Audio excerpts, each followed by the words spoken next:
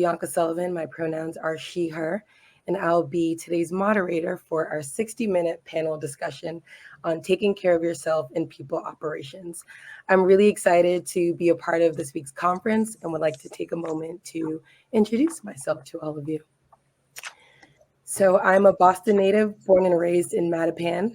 My family is from the beautiful island of Jamaica, and I enjoy playing lacrosse, volunteering, and eating pizza from Regina's in the North End. Currently, I work on the people team at DraftKings as an inclusion, equity, and belonging project manager. In my scope, I focus on building community through our business resource groups, partnering with talent acquisition to diversify our talent pool, and also working with our industry partners to help our employees navigate their careers and find their tribe outside of work. Before we get started, I'm kindly asking for everyone to take a lovely sip of your warm cup of coffee or tea or whatever you have in front of you, and let's get things started. So these past few years have truly been something else. But really, people have been investing in self-care more than ever. People are comfortable speaking freely about their investments and are strongly encouraging their organizations to acknowledge and promote wellness. All jokes aside, the people team and the leadership teams has really shouldered the responsibility in efforts to prioritize employee wellness and satisfaction. So we'll be spending the remainder of the session doing a deep dive on this topic with two phenomenal HR executives, Sophia Kaufman, who's the Chief People Officer at Aura, and Jackie Hazan, who is the Chief People Officer at Hydro, to hear about their experiences on wellness expansion, employee burnout, and much more. Sophia, I'll hand it over to you for a brief introduction to include your name, role, work scope, and a fun fact that we can't find about you on LinkedIn, and then toss it over to Jackie. Hi, everyone. So excited to be here. Thank you to the Startup Week crew, to Bianca, to Jackie. Really looking forward to the discussion. Like Bianca said, I am the Chief People Officer here at Aura. We are a Boston-based direct-to-consumer cybersecurity company, and we are on a mission to make the internet safer for everyone. So please check us out. I've been here at Aura about 16 months now, and I'm responsible for all things people as well as our customer support and inside sales functions. And yeah, really looking to learning from everyone here. Fun fact about myself, controversial, but Bianca said this would get a lot of airtime, and I see there's pizza being discussed in the chat. I do not like pizza. I know, controversial. That's a game changer.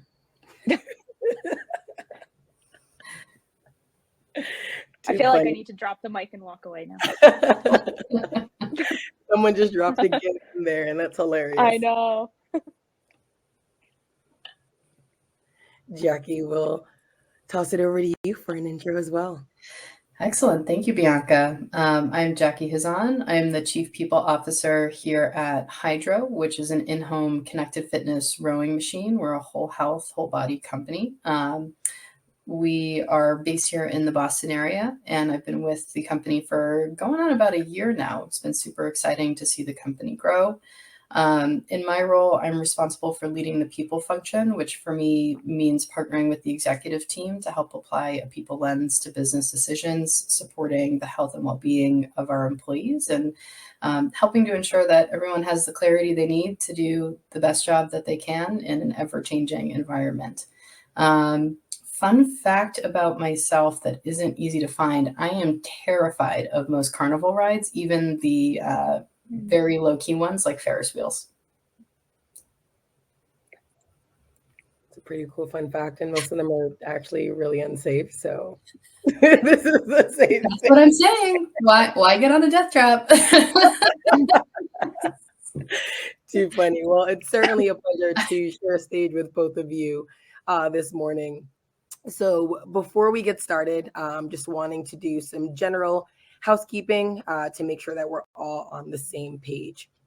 So first, definitely encouraging you all to engage with us, which you are kindly doing so in the chat, loving all the gifts in there. Thank you, Allison and team. And also encouraging you to participate in some of our polls. If you are in the room, feel free to shout it out, or if you are online, feel free to just react using the platform.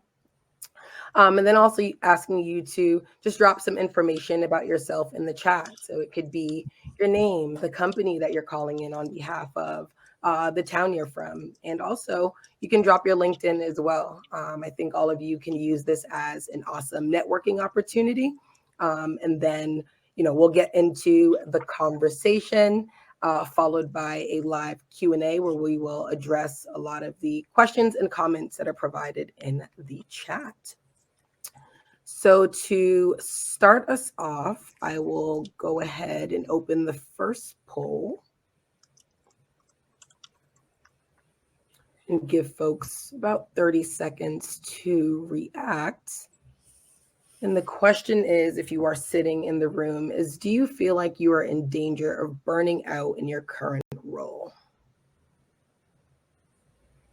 Got a few votes trickling in.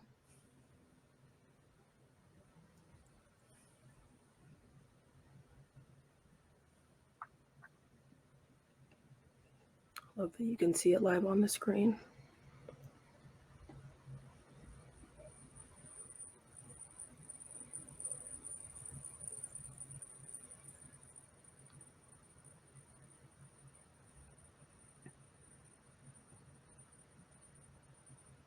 All right. So it looks like I can close this out. Oh, some more is still coming in. So 40% saying yes and 60% saying no. I love that there are more no's than yeses, and we are in September, so kind of a good sign. I certainly don't think that the results are too alarming, but certainly a conversation starter that can get us into our first panel discussion.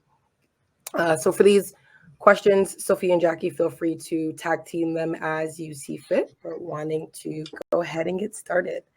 So I'm sure most of us in this room have heard the expression talking the talk and walking the walk. At DraftKings, we like to say, keeping our foot on the gas.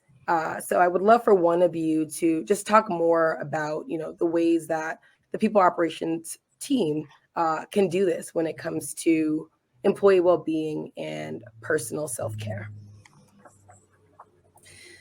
That's a great question, Bianca. I'm happy to jump in just with some of our team's practices, right? We feel pretty strongly that we get to lead by example and do a lot of permission setting for the bigger teams at Hydro. So while my whole calendar isn't public, I do make a point of putting my mom time into a public setting. So I typically will block out, 5 o'clock to 6 o'clock. That's when I go and I'm mom number one versus chief people officer number one. And similarly, if I have things like 12 to 1, I'm taking lunch and a walk, I'll make that public so the company and the teams can see what I'm doing to be able to take care of myself and meet my other needs in my life in terms of what my family might need from me. And really focusing on that permission setting. That's awesome. Yeah, I love it. I think. Go ahead. Oh, go ahead. No, you good. Go ahead. I think similar here. I think I make it a point to talk about when I take time off. We also, one of the things that we recently started practicing, we weren't that great at it, to be honest, because it's hard, is like ruthless prioritization. And in the context of you can't do everything all the time, so do the things in the set amount of time that you can do really, really well. And like Jackie said, I think the people experience team gives permission to the rest of the business to do that. So that's been a big practice of ours, is okay, you only get 3 things that you're going to be really, really good at. What are those 3 things? And then we build that into the business, like OKRs, et cetera, et cetera. And it certainly helps, I think. Awesome responses from the two of you. And I love the idea of making it public that you are prioritizing self-care, because in your roles, I think, if you see that your chief people officer is taking time off and their due diligence of taking care of themselves and families, then it trickles down as well into your teams. So back to the topic of burnout. So there's certainly a clear trend of employee burnout that's emerged over the past 2 years as people have been dealing with remote and hybrid transitions. So what are some ways that you find that sweet spot of like a balance to make sure that people are achieving their goals without risking burnouts, especially at startups?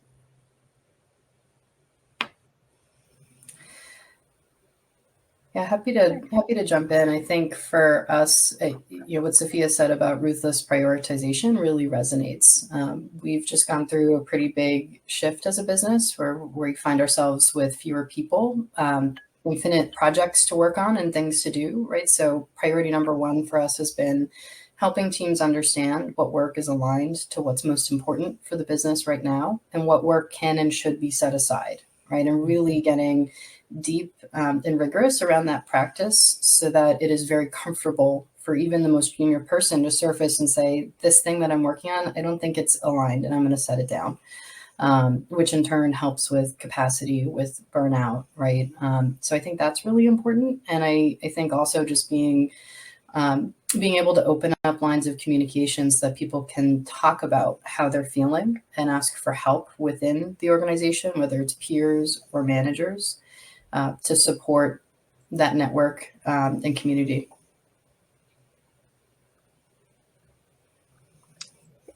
Yeah, I think obviously ruthless prioritization for us, really, really important. We also have recently started managing people to ruthless prioritization. So managing leaders to it, which really it carries the accountability across the organization, which really helps us. And then we openly talk about burnout. I think it's interesting. I was watching the poll, people would say yes, no. For me, burnout, it's cyclical, especially in people ops. The job is so cyclical that you're constantly like, okay, I'm going to get through this. Oh my God, I'm going to burn out. And then maybe there's a little bit of a lull and then something else happens. Certainly in the last 2.5 years, it just feels like things have just been building on top of things. But normally I don't think it's always a yes, no. It seemed like a yes some of the time and no most of the time. And I think it's that way for most teams. So talking about it all the way from the top down has really helped us. We also prioritize a lot of wellness stuff during the day. So every single day we have there's a wellness Slack thread talking about telling people to take a deep breath. What are you thankful for today, et cetera, et cetera. At least once a week, there's a wellness event that we do specifically during lunchtime, which forces people to take a break. So that's really been helping us as well. Just being open about it. I think somebody said in the chat, communication is key. It really is. Absolutely. Absolutely. Sophia, you mentioned something that the organization does is prioritizing, just managing your leaders. Can you talk more about what that looks like on, what resources or skills you're providing your leaders to have some of these conversations with employees, and what's that cadence like? Yeah, so every single leader at Aura goes through a different level of leadership development program. It's actually mandatory, whether you're a new leader or mid-level manager, all the way up to executive. And one of the sessions inside our cohorts is managing burnout. And so how do you recognize burnout? How do you openly talk about it with your teams? And then it all ties back to our OKR processes. You're forced to prioritize. You can't have more than 3 to 5, because the minute you have more than 5, you're A, not prioritizing, B, you're going to burn out your team. Just like Jackie, we have fewer resources now than we did. It's something that most startups are going to face at some point in their career. And so teaching managers those skills has been really crucial to us. Definitely seeing some people double down in the chat. Christina said, thank you for saying not more than 3 to 5 OKRs, and love the incorporation of group self-care.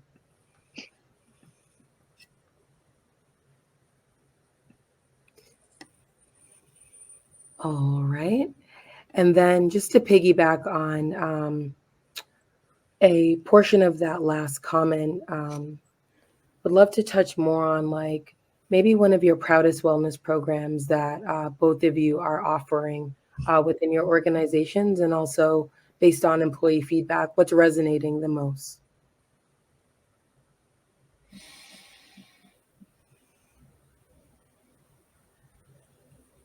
I think for us, we survey pretty regularly. We do engagement surveys. And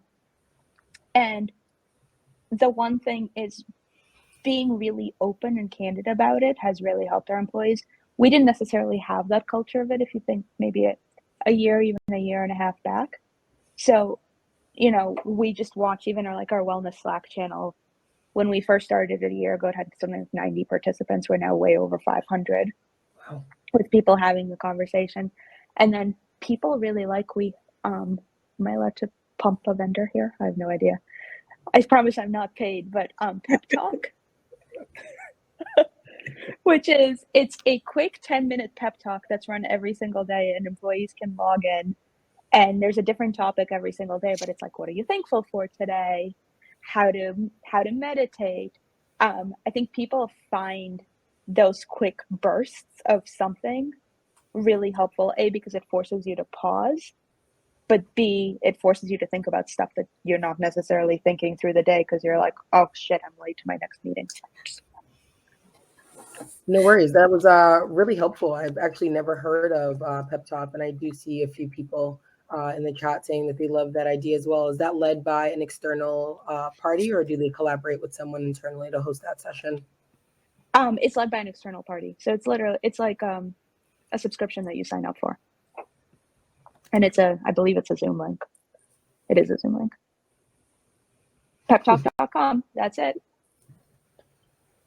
Thanks for dropping that in there. Jackie, what is a cool wellness program that you are most proud of? Gosh, I think for us, when I started about a year ago, the first thing we did was survey and introduce that regular cadence of surveys similar to Sophia, which allowed us just to start communicating out and building that normalcy around communication and trust that people could talk about what wasn't working. And some of the outcomes that we built as a team, right, not just necessarily an HR initiative, was this concept of regenerative time, right? So it's one thing to take a vacation day. It's another thing for the whole company to shut down and for there to be zero expectation of your Slack pinging or your email piling up. So we have 3 regenerative periods a year. We operate, our busy period is November through January as a fitness company, right? So we've organized around that with some time off in October, a whole week off in the summer, and some additional shorter closures in February, right after the busy period. And we also do 3 no meeting weeks throughout the year as well, just to continue to give people that space and that clarity to be able to sit and think about what do I actually need to organize around and accomplish. And maybe I can take some extra time for self-care in that no meeting week because I'm not running from Zoom meeting to Zoom meeting and I'm a little more focused, right? So I think doing that as a company and getting into that rhythm together as a company has really helped the team come back refreshed, ready to run as a group, and able to surface in a less critical way, right? We are seeing less people get to that critical burnout point because they're not waiting to take their vacation time, or they might couple vacation with our no meeting week, for example, so that they really ease in and out of vacation nicely. So we've seen that have really positive impacts.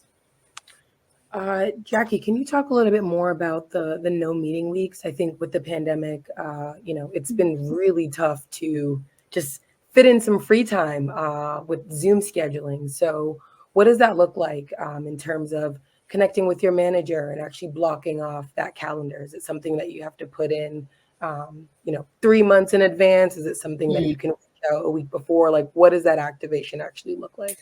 Yeah, so we plan it on an annual cadence, both for the closures and for the no meeting weeks. We put it on the company calendar, which then pushes to every individual calendar. So there's no action needed for the individual to request the time or cancel meetings. And we ask our leadership team to lead by example. So where they might have weekly team meetings or one-on-ones, our request is to take them down proactively so they're not even on the calendar for that week. And the headspace is totally clear.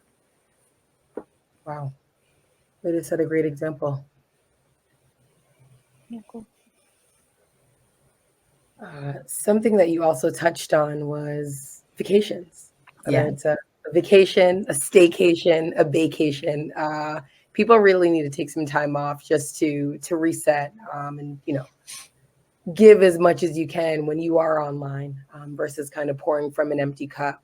So what are some ways that you encourage the people team and leadership team to take time off without justifying it with sickness or special events? It's something we monitor pretty proactively. It's funny, we have an unlimited vacation policy, and especially my engineers out there want to know a number, right? They want to know the number that's okay to take. When can I take the time? And for our team, we actually monitor for low usage, right? So if we see that we're 6 months into the year and you've only taken 5 days, we're going to start pinging you, right? And the reason that we do that is because we want people at all levels to take time, and there truly is no too much time. If you're doing your job well and on time. It doesn't matter to us when and where you're working. And it's important to that aspect, to that end, that the leadership team also model that behavior. So we actually publish the C team vacation calendar, so folks can see when the C team is taking time off. We communicate about it within the organization, and thankfully we've got a pretty engaged group of leaders that understands that they need to disconnect. They're also really good about setting boundaries, right? So, at the senior leadership level, sometimes we do need to check in on vacations. That doesn't mean that's the norm for the team.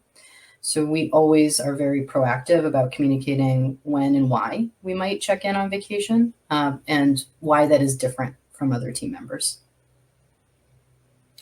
There's a question for you in the chat. Yeah, same. I think. Oh, no, sorry.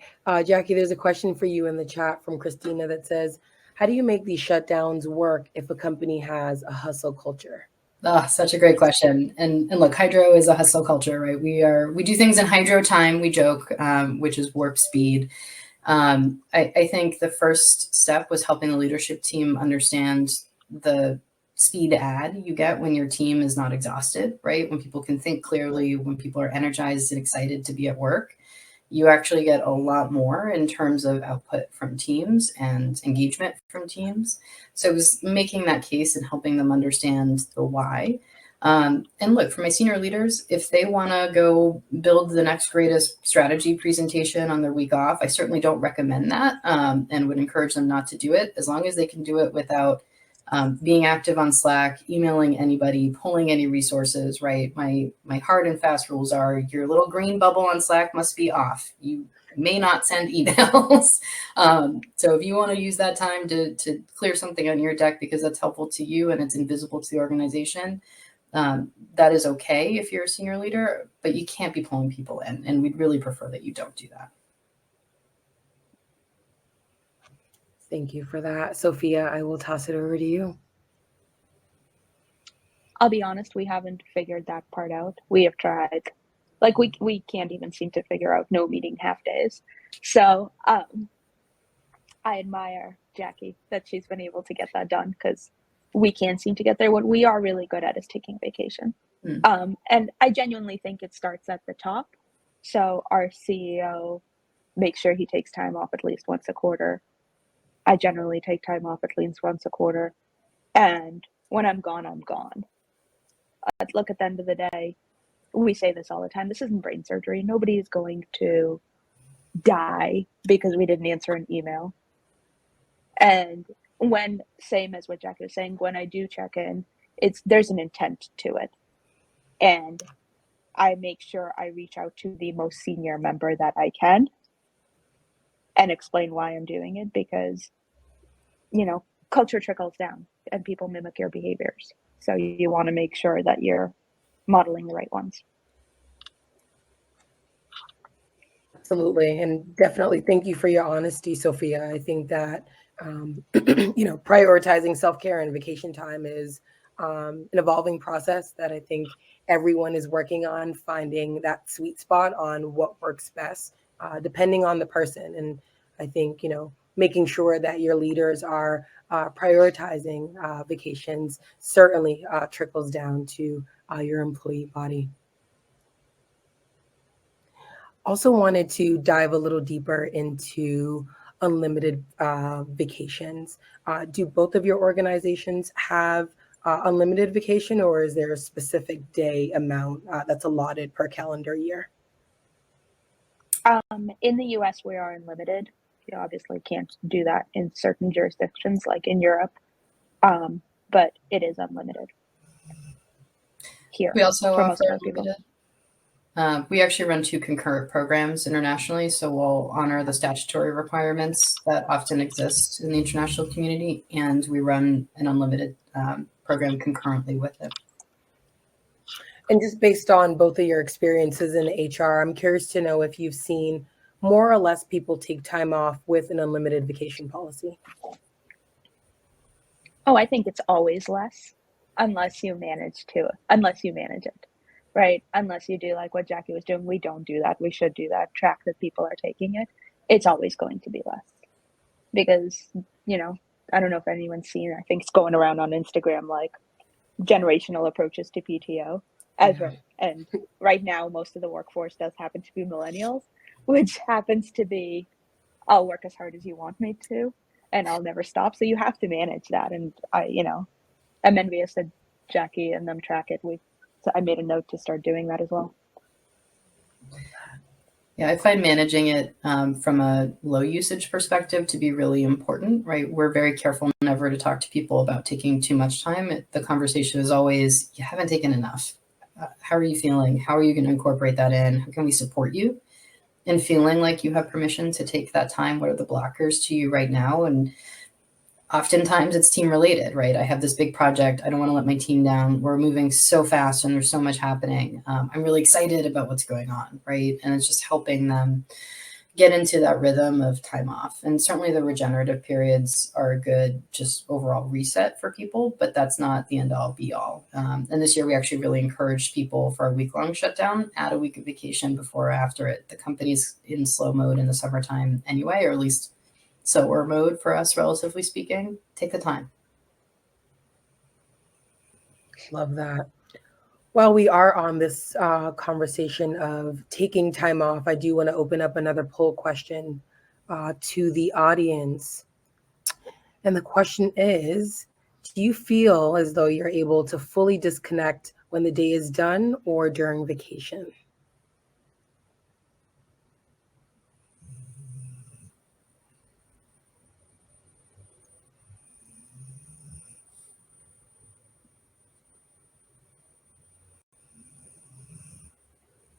Few responses rolling in.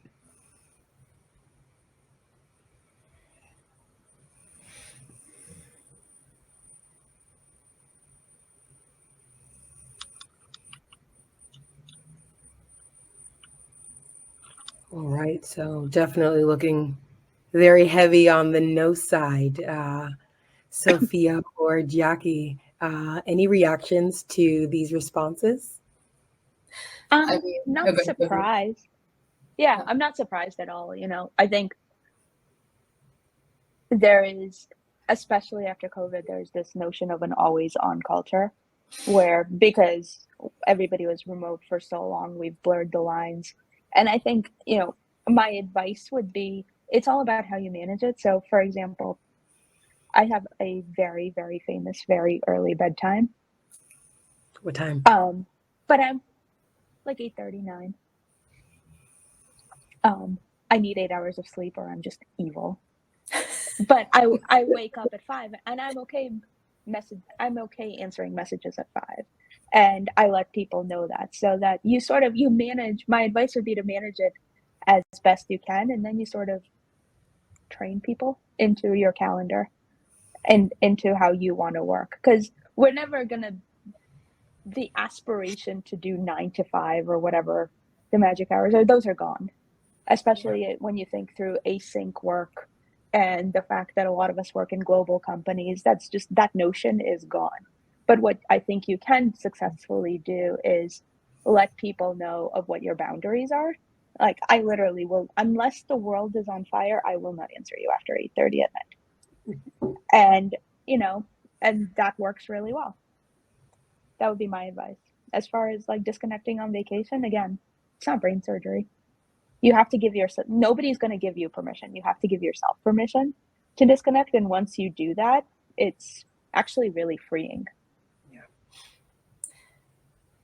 I would echo a large part of what Sophia said. I think the pandemic so drastically changed how we work. Tech is now ever present in our homes. Email access is 24/7. Slack is 24/7. I think we also lost, with the shift to remote work, just the concept of transition time, right? We used to be able to ride in our cars or on public transit for 30, 45 minutes, however long the commute is, listen to podcasts, listen to music, however we transitioned. And I think that brought an intensity, that lack of transition time brought an intensity around feeling ever on and never quite able to balance, right? And so I think the boundary piece is really important. I know for me, I am so grateful for the flexibility that has come in a way, because I never have to compromise now or have a hard conversation around seeing my kids for quality time on both sides of the day. What that means for me is I'm very willing to answer emails between 9 and 10 before I go to bed, or 7 to 8 before my kids are up, because I have the flexibility on a half day to go pick them up and spend the day with them. And I think the boundary setting and just talking about what you're doing so that people understand that just because I'm talking at 7 a.m. doesn't mean they need to be. And really pulling out for those more junior staff members, right? What do they need in terms of boundaries, and proactively engaging that conversation and then respecting them. So if I have a team member who I know does not want to start work before 9, she's a very junior coordinator. I will, if I have to email her in the morning, I will try hard to tell her this is not for response right now, and or continue to reiterate that expectation, right? And just always conscious as a senior person, there can sometimes be that unspoken expectation of response. So really trying to get out ahead of it. Let's talk more about boundaries here. And you provided a great example on, how you work with someone internally just to respect that 9 a.m. threshold. So what are some other tangible ways that you create boundaries, whether it's physical, emotional, or mental boundaries, to protect yourself from overcommitting? What are some things that you all do, and what are some things that you encourage your teams to do as well? I think for me, communication is key. Like we run this weekly update. It's called 3 Ups, 3 Downs, and it's run at every level of the company in my organization, as well as we do it on our senior leadership team. It's here are the things that are important, aka here are the things that I'm working on. And then, because OKRs, yes, they're time bound, but nobody goes in every Tuesday and it's like, are you working on your OKRs? No, here's the up downs for the week. Here's what I'm focused on. And then when you watch someone doing something that's not necessarily on the up downs, it gives permission to ask why. And again, it's the ruthless prioritization, because a lot of times, people can't see the forest through the trees. And especially as an executive, it's my job to help them. And so this allows for a methodology to do that. And then the other thing that we do is, just like Jackie said, I explain to people, don't answer me. Sometimes I'll send an email, 6 p.m. I'll either schedule them to send in the morning, or I will say, don't answer this right now. Here's my blah, blah, blah, whatever I'm doing. I think, and again, by me giving them permission to not do that, it shows them that it's okay to do that to others within the organization. I think for us, one of the other things that's been helpful, at least in the people ops team level, is we talk regularly around what is the one thing that you're going to do for yourself this week. Not for your family, not for your pet, not for whatever to-do item is on your list, whether personal or professional, but when are you going to do it? What is it? And how are you going to make sure that you have the boundaries around your day to make sure that you can go and enjoy that time and come back more fulfilled?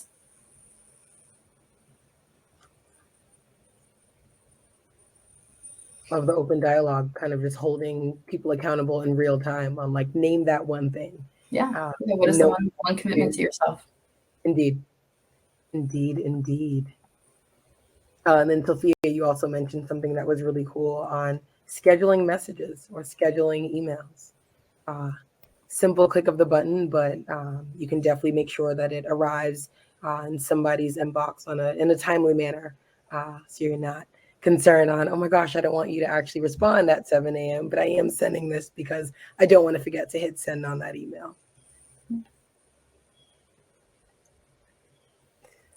Right. So I feel like a bulk of the conversation that we've had so far has really been on the support that the people team has provided for employees. But question for all of you, for the people team, who do we go to when we're looking for the support on balancing and managing our schedules? I have a very open dialogue with the CEO who I report to. I actually think it helps us in how we run the company to have that open dialogue. So definitely for him. I also can't underscore coaching enough. I constantly work with a coach, and I think it helps. The outside perspective helps put things in perspective a lot of the time. So for me, those are my two top places, but also other peers on the executive team, just people you meet in the people ops community. Boston's a pretty tight knit, one would even say incestuous people community. So that's where I turn to. I think very similar for me. It's the community, right? So I've got a couple of people ops leaders that I'm particularly tight with. I'll lean on them either with questions or just to vent over a glass of wine. I rely heavily on my executive coach. It is super helpful to put things in perspective, as Sophia said. I think particularly at the senior level, the peer group shrinks, and it can be harder in the HR profession, especially to be able to really digest and talk about things that may be confidential, even to other senior leaders in the organization. And then just similar to Sophia, relying on that open dialogue with my CEO. We went through a really, really hard pivot this summer that was quite emotionally and it was a big emotional investment to help steward the organization through, one I was happy to make. But by the time we got to the end of it, I was drained, right? I needed to unplug for a good chunk of time to recharge and be able to show up and continue to support the organization. And I was able to say that very directly to my CEO and was met with nothing but support and what my personal needs were in that moment. Awesome feedback from both of you on just open dialogue, and really being intentional about what your needs are and how you can help me create and maintain these boundaries.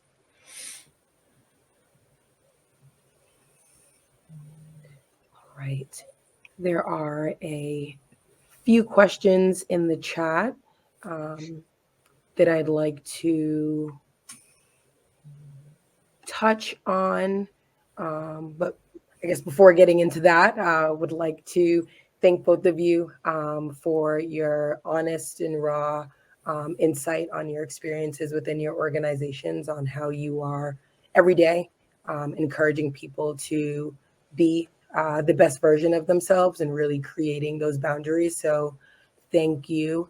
For those that are online or in the physical conference room, would love for you all to double down in the chat with a few questions for both Jackie and Sophia. But for now, I will start with the first question here from Allison. That's to both of you on unlimited PTO. So, have you ever had someone lean into unlimited PTO to the point that they were effective only working part-time hours? How have you navigated that? What do those conversations look like? It's definitely happened. Or somebody might create, a 4-day work week schedule where they're taking every Friday off consistently over a period of time, or whatever that truncation might look like. I think for me, the starting question is always, are they delivering the expected results? Are they fully doing the role? Usually, if it's reduced truly to a part-time, what's happened is that pieces of the role have been parsed out to other team members or perhaps aren't getting done, and it's built over time in terms of just not being noticed or addressed. So that's usually my starting point. And then working through with the individual of, okay, how do we get you back to executing fully against what the fulsome expectations of this role are? Yeah, I don't know if my answer is any different. It's, I don't know, quantity and quality of work versus the actual amount of hours worked. And then my follow-up question would be, is it a burden on the team, right? Yeah. And a lot of times, when you have that conversation with that person, is they don't necessarily realize that they're putting a burden on the greater team. Mm-hmm. And when you put that into perspective, behaviors change. People want to do good. And if they don't, at the end of the day, it's either you change your behavior or let's part ways as friends, right? But a lot of times people don't necessarily, again, forest through the trees. They don't necessarily realize that they're breaking a cog in the wheel by doing what they're doing. For sure. I think having that conversation with them and letting them know, how it impacts the rest of the team certainly forces them to look at it from someone else's perspective and understanding like, oh, wow, okay, maybe they are taking on a good chunk of my work that I should be completing as well. Another question here. It looks like a few folks have chimed in as well, which is awesome. But Olivia had mentioned at a small company, less than 30 people, we don't have a middleman to discuss any of these issues with. Thoughts on how to approach situations when the bosses take everything personally? Ooh. I'm sorry you're shouldering that burden. Let me start with that. And I think Allison had responded, which is the minute you almost hit that 20, 25 person head count, you do need a full-time HR resource, whether they're insourced or outsourced. It's that middleman is really important. Oh, we do have an HR rep. There we go. I think if you can convince the company to invest in some form of training where you can have that conversation in a depersonalized way, and they may realize that they are perpetuating some of those behaviors, but it's not necessarily the super direct feedback, because until that training is given, you can't have the direct feedback. But once it's out there, I think I would grab the bull by the horns, pick whatever analogy you want, and have the conversation. Yeah, I think similarly for me, getting comfortable having the conversation, even if it may be tough, right? At the end of the day, you can't compromise your values or your integrity. And if it's not a place where you can have an open, honest conversation, hopefully you can get folks on board with that. If not, consider whether it's the right environment for you long term, if there's not that investment in people and culture. I think there was another question here that kind of complements that as well on just some tangible sentences that folks can use maybe to push back on leadership or people ops when they feel as though they are not being heard on flexibility at work. Any ways on or any tips on having a productive conversation? Yeah, for me, it's always there's a WIFM in everything, right? What's in it for me, and especially when you speak to business leaders, whether you use OKRs or whatever goals you use, it's what's the impact on the company goals, right? If you have burnt out employees, you have high attrition, therefore your deliverables are slower, blah blah blah blah blah. But it's then a much more data driven and goal oriented conversation, rather than a lot of people are not necessarily comfy with the touchy feely stuff. I'm not always comfy with it. But if you turn it into business impact, it becomes a much easier conversation to have, and one that someone can't actually brush off easily. I fully agree with that, Sophia. I find leading with data and facts is a much more objective way to have a conversation around needs and outcomes at all levels of the organization. It takes a lot of the emotion out of it. And I think it's also okay to say things like, in order to do my best work, this is what I need. And I want to show up really strongly for the organization and make sure I'm driving these outcomes. And I'd like to partner with you in understanding how we can balance. Definitely staying on the topic of using the data because numbers don't lie, right? Can you talk more about some of the engagement surveys that you send out? Someone had mentioned that they've typically seen them sent out once a year, but just wanting to know what the cadence is that here it is, the cadence that your team sends it out to your employee body. Yeah, so we use Culture Amp, plug for Culture Amp. They're awesome.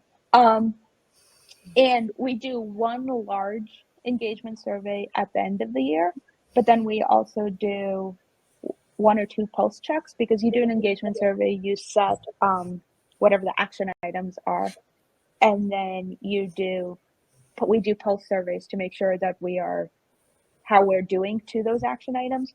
And then we do specific surveys whenever we offer a training class or whenever we offer a wellness program of some kind. We do a short 3 to 5 question survey to ask people how they're doing. Do they want something different? So just this constant, it creates a feedback culture if you're just constantly asking about something and then showing people that you're actioning on it. So that's how we do it. Very similar at Hydro. We use 15.5 as a tool. We did look at Culture Amp. It was a tough decision. Both are excellent products. We do one larger culture survey, we call it. We do that typically in our first quarter of the year, which is we start April for our fiscal. And then we'll do 3 smaller pulse surveys throughout the year, which are targeted based on the action items that we're trying to really move the needle on from the culture survey. So it keeps it really fresh, keeps that continuous feedback loop going, and drives accountability from management, that it doesn't just become this big onerous survey that people look at the results and maybe complain about and don't actually take real action on. That to us is a real disservice to the organization and doesn't drive credibility, right? That the leadership team is actually going to listen or act on change. And then we do a bunch of smaller surveys. So we'll do an onboarding survey, an offboarding survey. We do a benefits survey annually to get input on what employees would like to see either stay or change about our benefit offerings, and a couple other touch points throughout the year based on real-time need. Thank you for your responses. There was another question here about reassigning work when onboarding a new employee, and would love for both of you just to shed some light on your experiences here on how HR can take the lead on helping. Such a good question. I mean, for me, any role, you must have clarity on what you're recruiting for before you recruit it, right? So writing a job description that is tight on purpose with clear outcomes that this person will be responsible for driving. And I think that's an area where, frankly, a lot of job descriptions fall short, right? We put in a list of job requirements that may or may not really be necessary. We don't spend as much time really articulating the outcomes they'll drive. And that outcome iteration process for me is the moment in time to work with the team leader and or individuals who may have a stake in this role, right? To really identify where on the team are we pulling work from, and or is there new work that is a result of changes in the business that need to be assigned to this role? And what does that mean for capacity, for managing burnout, et cetera, for the rest of the team? So it's being incredibly purposeful before any role is posted, launched, to really have that deep conversation with the team.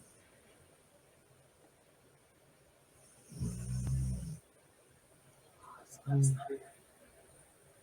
Thank you for that. Sophia, there's a question here in the chat for you. Rachel said she loved your idea of making OKRs visible and digestible on a regular basis with 3 ups and 3 downs. Can you explain that framework, just a deeper dive? Sure. I will say it will feel sort of disconnected when I explain it, but so we do quarterly OKRs only on a company and functional level. So total company OKRs, and then HR, so people experience has one. I also now run customer support, so they have one, engineering, et cetera, et cetera. Those are the quarterly things that we measure ourselves on. And then every single week, the SLT, the senior leadership team, we write into it's a PowerPoint that we all share, or a Google slide, whatever. Here are my 3 ups and 3 downs for the week that closed. So we write them every Monday morning. Here's essentially, it's a look back. In theory, if things were downs, you're then writing, okay, here's how I'm going to work on it this week. And then I get my 3 ups and 3 downs from my leadership team. So the people experience leadership team write the same for me. Their teams then write that for them. So that in theory, you're bubbling up successes and opportunities for improvement all the way up through the organization. And you can quickly tell if you're focusing on the right things. Like if the OKR for the people experience team is we have to deliver XYZ amount of training, and someone says to me, this just happened last week, hey, like we're having a hard time getting training scheduled. I can bubble that up to the senior leadership team and say, hey, like, we have an OKR to deliver this training, but like people aren't participating or we can't get on your schedules. Can you come push your teams on this? So it creates a weekly touch point that's not as rigorous as OKRs to ensure that you're still focusing on the right things, and it creates visibility both inside each function and then cross-functionally at the top.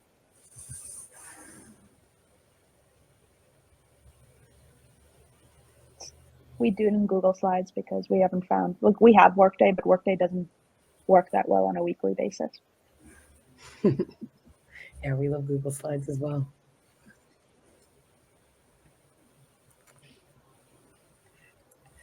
There is another question here on just providing the people team with external resources. Oh, wait, sorry. I'll go to this one that's on the screen, actually. We'll come back to that one. So how have you handled educating employees on custom benefits / a clear communication of what the company culture is? Is that something you communicate through email, Slack? What's the cadence of that conversation and who drives that? It's a great question. Sure. So, yeah, that is a great question. I also own one of the functions inside people experience team is internal communications throughout the entire company. So what we do is we communicate in the same thing in 3 different ways because people learn differently. So we post whenever we have, let's call it a custom benefit. We post it on Slack. We send it out in the weekly People X Digest, which is our weekly People X email that tells everyone what's happening that week. And then we also either mention it at a town hall or put it in a video. If it's a quick hit, we just pull out a video that people watch. As far as clear communication of company culture, we hit that. We have a town hall at least once a month. And at least once a week, we have some kind of all company communication event. And we always hit our culture expectations in those, reminding people of, we don't have values, we have what would we call all-star attributes, reminding people that we expect the how as well as the what, et cetera, et cetera. But it's almost every single time we communicate, we hit the expectations of company culture. I think for Hydro, it's we are a value-led organization. We believe in whole health for our employees as much as we do our communities. So part of our benefit strategy is really offering above and beyond employee care benefits, whether it's reimbursement for childcare, whether it's reimbursement for the pet care box, et cetera, in addition to some really great mental health benefits and completely free employee benefits. So for us, it's really being clear with the company and with each individual employee what those benefits are and how to take advantage of them so that they are fully utilizing them. So we start with pre-recruitment, right? So we try to make them pretty discoverable on our career page, in our job postings. We talk about them in interviews. We talk about our values in the same way from a discovery perspective on our website, in our postings, and in the interview process. And then it's throughout the onboarding process, both in terms of an orientation, written communication. We have something called the Hydro Hub, which is an employee internal website where they can go and see everything all in one spot. And then we drip communication throughout the year. So, for example, we saw that there was underutilization of a fitness benefit through Blue Cross Blue Shield, which is our provider. We dripped communication on that to try to get employees activated around it. I think the other big piece on that internal communication cadence is how are we gathering and communicating at the company level, and how is that replicated at team levels? So every Friday we do a Friday film review. We're a company that creates content. We meet every Friday to share a meal together. So everybody gets to reimburse Friday lunch. Whether you're virtual or in person, it doesn't matter. There will always be at least 1 or 2 executives from the company talking and providing real-time updates and communicating around values to the organization. And then we watch a film clip of content that was created that week together, which just reinforces the sense of community and values orientation. And then we see that trickle down into the team meeting level as well.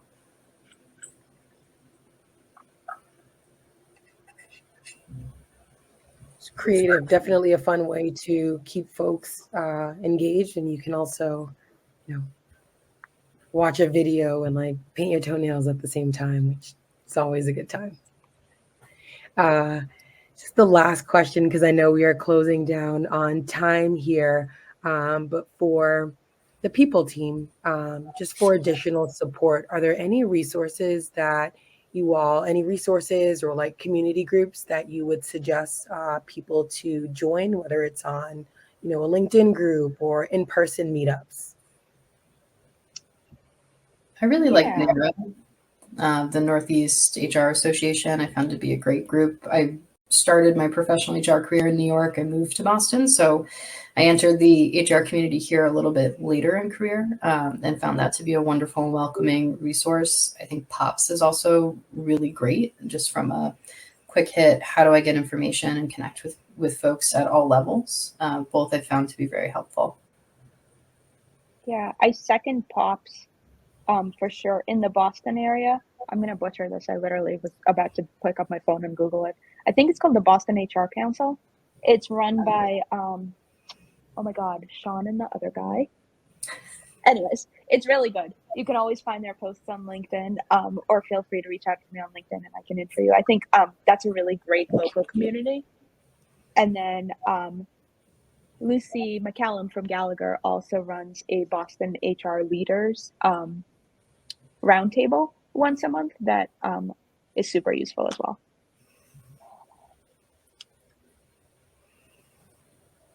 Good to know. Thank you so much for those resources. And last question, pinky swear, any suggestions on mentorship partnerships? Ooh.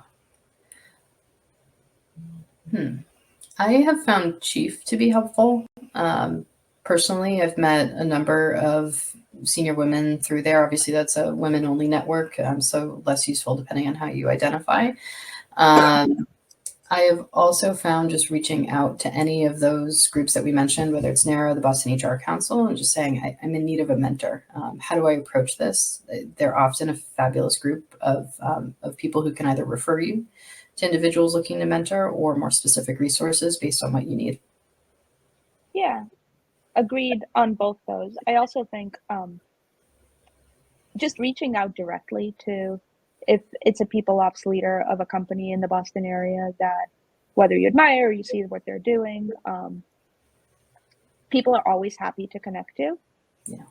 Again, especially in Boston area because it is so incestuous. We all know each other on some level. That the net, like the 6 degrees of Kevin Bacon are shrunk to like 2 in Boston at most. And so just reaching out, feel free to reach out to me if you want an introduction, and so forth. I think that works really well. And like Boston HR Council, they're great at making introductions as well. Awesome. Well, I do want to be mindful of everyone's time here. So Jackie and Sophia, thank you so much for answering that last question. Also, thank you all just for your valuable information on taking care of yourself in people operations to Startup Week Boston. Thank you for hosting, and for the audience, thank you for joining. Please feel free to connect with us on LinkedIn. Find the information in the profiles section. But again, everyone, have a wonderful afternoon.